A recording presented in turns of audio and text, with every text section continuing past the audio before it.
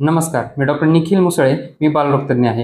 हे एक्स-रे पहा. या एक्स-रेमध्ये तुम्हाला दिसेल की या बाळांच्या श्वासाच्या नळीमध्ये वेगवेगळ्या वस्तू अडकलेल्या आहेत. जसं की एखादा कॉइन असेल मेटलचा, डिस्क बॅटरी असेल, जी की रिमोटच्या खेळण्यांमध्ये किंवा इलेक्ट्रिक खेळण्यांमध्ये सेलच्या स्वरूपात येते. त्याचप्रमाणे सेफ्टी पिन आहे किंवा इतरही प्लास्टिकचे किंवा मेटलचे ऑब्जेक्ट्स बाळाच्या श्वासाच्या नळीत या एक्स-रेमध्ये अडकलेले दिसतील. त्याचप्रमाणे हे ब्रॉन्कोस्कोपीचं चित्र पहा. यामध्ये दिसतंय की एक शेंगदाणा त्या बाळाच्या श्वासाच्या नळीत अडकलेला दुर्बिणीनं काढला जातोय.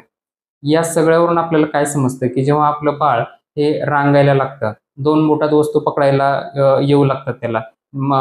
जसं की 9 महिने 10 महिन्याचं बाळ आणि त्यानंतर त्याला चांगली समज येईपर्यंत म्हणजे चांगलं ते 3-4 वर्षाचं होईपर्यंत त्याला दाणेदार अन्न पदार्थ त्याच्या स्वतःच्या हाताने खायला देऊ नका. जसं की शेंगदाणे, फुटाणे, वाटाणे, बिया असलेली फळं जसं की डाळिंब आहे किंवा बोर आहेत. या प्रकारचे अन्नपदार्थ जर बाळ खात असेल तर तुम्ही त्याच्या सोबत राहा. त्याला एकट्याला देऊन तुम्ही दुसरीकडे जाऊ नका. कारण बाळाला जर अचानक खाताना ठसका लागला तर ते बारीक अन्नपदार्थ त्याच्या श्वासाच्या नळीत अडकलेले आपल्या लक्षातही येणार नाही. त्याचप्रमाणे बारीक-बारीक प्लास्टिकच्या खेळणी, लोखंडाच्या खेळणी, डिस्क बॅटरी असलेल्या इलेक्ट्रिक खेळणी असं बाळाला जर खेळायला देत असाल तर त्यावेळी देखील तुम्ही त्याच्या सोबत राहा बाळाच्या.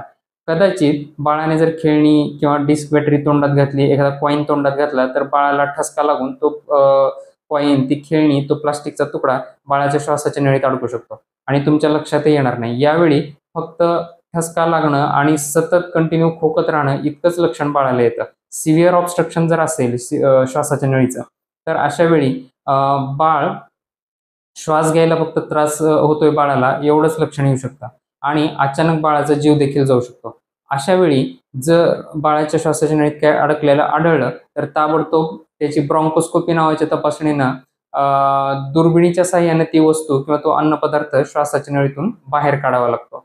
जर ही ताबडतोब किंवा इमर्जन्सीमध्ये प्रोसिजर नाही केली तर तो पदार्थ किंवा ती बारीक वस्तू श्वासाच्या नळीत आणखी खोलवर जाऊन पक्की अडकून बसण्याची शक्यता असते. त्यामुळं तुमच्या बाळाला पुढच्या वेळी जेव्हा दाणेदार अन्नपदार्थ खायला द्याल किंवा बारीक-बारीक वस्तू जर बाळ खेळत असेल तर त्यावेळी त्याच्याकडे लक्ष द्या आणि सेफ साईड की त्याला दाणेदार अन्नपदार्थ खायला देऊ नका पूर्ण समज येईपर्यंत आणि बारीक-बारीक प्लास्टिकच्या, लोखंडाच्या वस्तू, सेफ्टी पिन, डिस्क बॅटरी असं काही बाळाला खेळायला देऊ नका. धन्यवाद.